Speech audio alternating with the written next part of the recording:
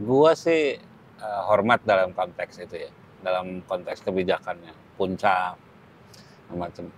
Yang gua deg-degan sama Deddy itu adalah orang itu ketika sering mengobral, tampil di publik, khawatirnya itu ada sindrom burung merak tuh, Dad.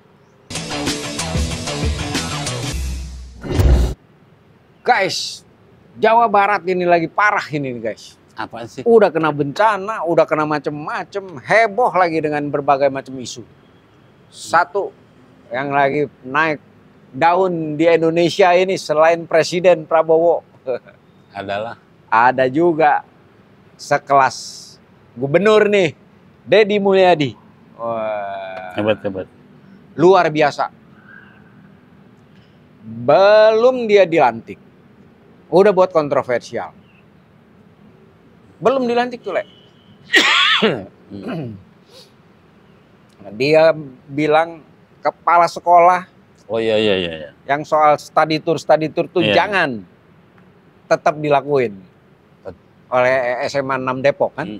Turunin nama dia. Turunin nama dia setelah dilantik. Yang kedua, baru kali ini dalam sejarah Republik ini yang keberaniannya itu sekelas kayak Deddy Mulyadi ini mungkin bisa tertandingi hanya dengan Ali Sadikin tuh. Ahok lah. Dengan Ali Sadikin atau Ahok kali ya. Kalau Ahok itu kan, kalau Deddy ini luar biasanya, ini nggak main-main, Le. Lu bayangin itu BUMD, punya perusahaan BUMD. Oh iya, babat. Dibabat sama dia. Kalau itu bukan perusahaan BUMD masih mending, ini BUMD Bro. Babat yang puncak ya. Puncak. Yang kedua, dia berani juga tuh ngelawan ownernya Eiger. Oh iya. Yang jembatan gantung di Megamendung itu. Dirubuhin sama Deddy itu. Jadi maksud gua secara nyali luar biasa. Yang lain lagi nih yang lebih menarik. Ketika kemarin bersih-bersih kali, dia turun, Le. Ikut bersih. Lebay kan. Istilahnya, Lebay. Ya terserah. Tetapi kalau menurut gua, kalau lihat gayanya dia, ngapain turun? Menurut gua nggak ada masalah sejauh itu memang jiwanya dia ya.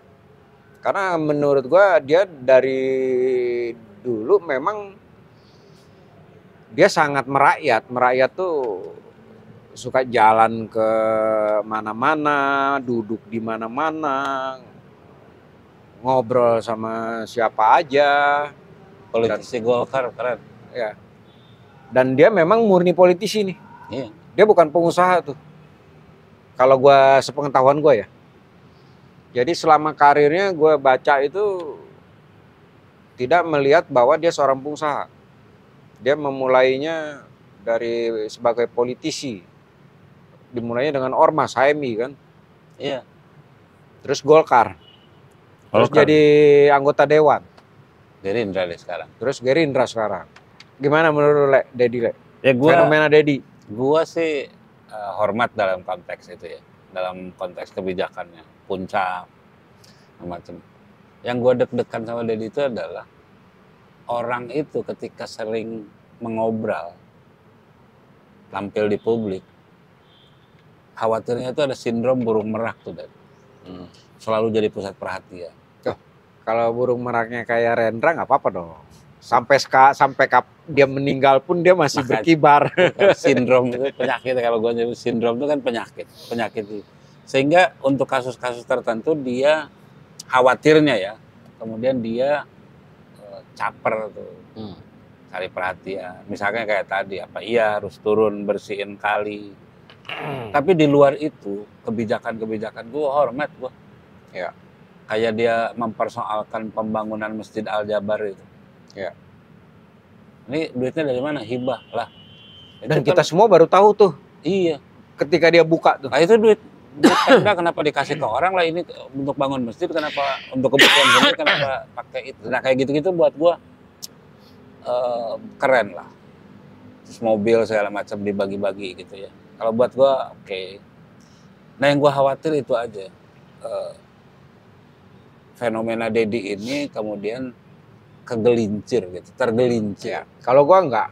Gue pede sekali, artinya gini, lebih baik kita lihat aja ke sananya, optimis saja. Dia memang yang hidupnya kalau kita lihat selama ini ya merakyat aja, sangat main ke bawah gitu loh. Contoh kasus Cirebon, kasus yang menarik perhatian publik, itu kasus yang menyangkut orang bawah banget gitu. Dia masuk di sana. Terus yang lain itu. Ini malah sesuatu fenomena baru yang dilakukan oleh Dedi. Di mana biasanya yang terjadi sekarang itu seorang gubernur dengan bupati itu kan sudah bukan bawahan lagi, Le. Karena dua-duanya dibawa dipilih oleh rakyat secara langsung. Nah, di kali ini dengan Dedi menunjukkan lain. Jadi gue melihat bahwa ada seolah-olah ini gubernur memang menempatkan posisi di atas gubernur, di atas bupati. Sehingga misalnya ketika dia masuk ke Bogor, Bupati Bogor Rudi itu kan ini nama dia tuh. Iya. Dan dia posisinya juga menempatkan sebagai bupati ya siap dan sebagainya, bisa kayak gitu. Kota Bekasi yang fungsi ke hotel. Yang ngungsi ke hotel ditegur. Jadi menurut gua ini ada fenomena baru di dalam sisi ketatanegaraan ya.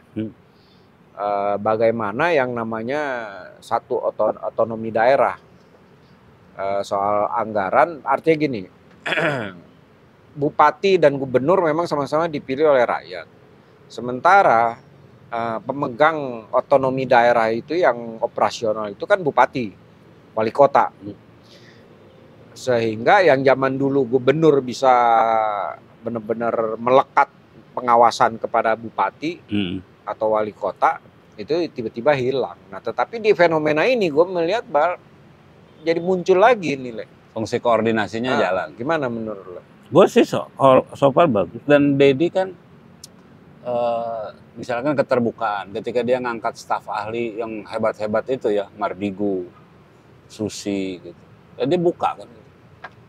Bahwa ini staf ahli ini gue pakai staf ahli Susi sekelas menteri staf ahlinya. Iya. Mardigu pengamat hebat gitu. Dan mereka semua mengatakan tidak dibayar. Jadi luar dia biasa dibuka gitu. Dia ngelibatin orang-orang hebat, kemudian terbuka. Nah itu yang gue hormat dari dia.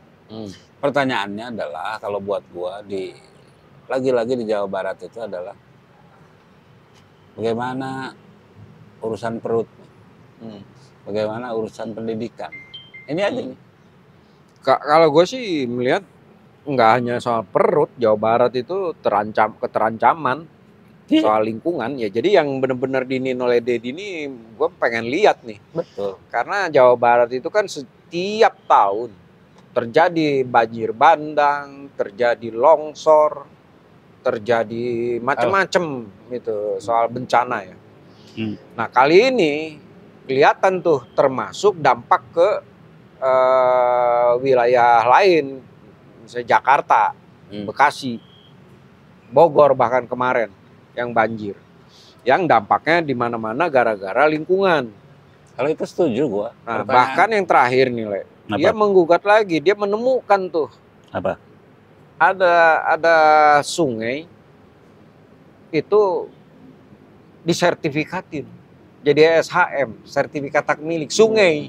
Bukan laut lagi. Pagerin nggak? Sehingga pemerintah daerah misalnya mau melebarkan, menormalisasi dan sebagainya nggak bisa karena ini sertifikat hak milik. Gimana ceritanya? Sungai jadi hak milik.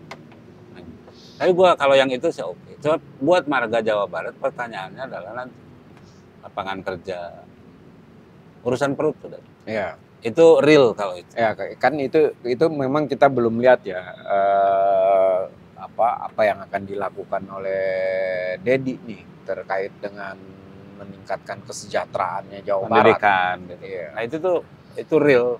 buat warga Jabar. Ya. Kalau isu kayak tadi lingkungan segala macam, gue pikir semua dukung dia lah. Ya. Semua ngedukung dia. Tapi di sisi itu yang menarik lain ini nih, Emil, RK, Geledah. tiba-tiba rumahnya digeledah.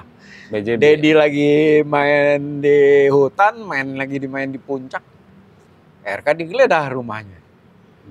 Kaitan dengan BJB itu Bang Jabar. Direksinya, mantan direksinya kan udah pernah masuk kan?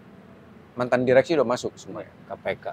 Nah, tapi kan belum jelas juga kan ya, itu soal statusnya RK tuh. Digeledah dulu, status kemudian. Ya kita lihat nanti. Tapi ironi. Kalau Jadi kadang-kadang kita berpikir ada apa dengan RK. Ironi kalau buat gua. Ironinya kenapa? Ya lu bayangin gitu kan, RK dari, karena gua sebelum jadi wali kota kan deket lah. Jadi wali kota hebat, naik gubernur, melambung, sampai digadang-gadang calon presiden kan. Preset di pilkada DKI kan. Preset pilkada DKI. Padahal yang backup itu tuh Jokowi. Jokowi bilang Iya. dia lulusan ITB, Iya. lulusan luar negeri. Wah, ditinggi-tinggiin. Nggak dipilih. Nggak dipilih. Begitu kalah, habis semua. Bahasanya ya, bahasa gue. Begitu kalah, habis itu digeledah. Kan lu aib itu. Iya, aib itu. Taruhlah dia nggak masuk, nggak pernah digeledah KPK kan aib. Ya. Taruhlah gitu, taruhlah nggak jadi apa-apa ya. Tapi pernah digeledah. Pernah digeledah, aib itu. Ya itulah yang terjadi. Sementara Dedi lagi naik daun, RK lagi turun. Gitu. Ada aja itu. Jawa Barat tuh. Jawa Barat. Kita lihat lagi nanti ini. Ada apa lagi nih? Dan apalagi gebrakan dari Deddy Mulyadi. Tapi seperti lu bilang tadi, apa tuh? yang penting perut tuh. Perut. Sama ada di Semat Maja. Resah lah ya. Deddy Mulyadi dan Deddy. Oke. Saya bangga, saya resah, saya Indonesia. Kalian?